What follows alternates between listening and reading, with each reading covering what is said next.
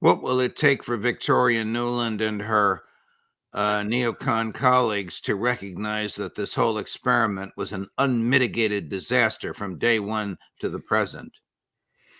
I don't think people like that ever admit it. And they will go on with the justifications and say, well, it was a great idea. It was just, Zelensky let us down, the Ukrainians let us down, everyone let them down. I think if you recall, it was exactly the same with Vietnam. At the end of it, I remember, all those sort of senior officers from that were at West Point and training the troops, wrote all those books. I saw some of them, which said, actually, we could have won in Vietnam. We were winning, but the politicians let us down.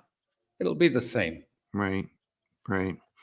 One last question. If the United States Congress comes to some sort of an agreement and adds 50 or 60 billion, either in cash or military equipment, to the 13 billion a year for 4 years that the EU is now giving Ukraine, where will this money go? I would think a lot of it, some of it will even probably come to new estates in Italy. We heard that the mayor of Kiev has bought some huge property in Germany. At the end of these projects, when everyone can see that it is crumbling, the aim is to steal as much as you can and run for it. And I think that's basically what will happen. You can see the money is already dried up at the outer periphery, and it's getting closer and closer to the central core.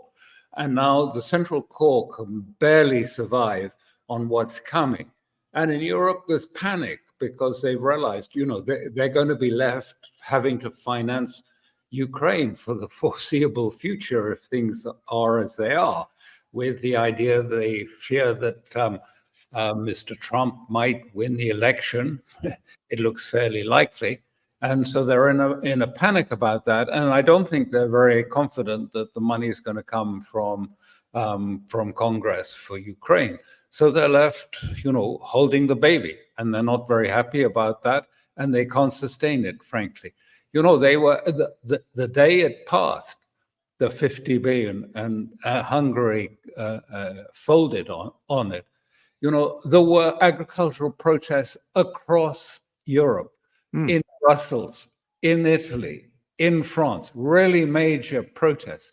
Why? Because, they've lost all their subsidies that, for agricultural use of diesel, all these things, the tax breaks.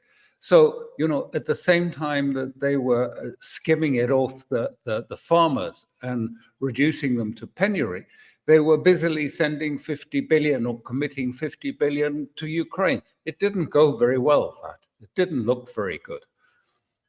None of that was explained in mainstream media in the U.S. This is the first I've heard of the suffering of farmers and the reduction of their tax credits.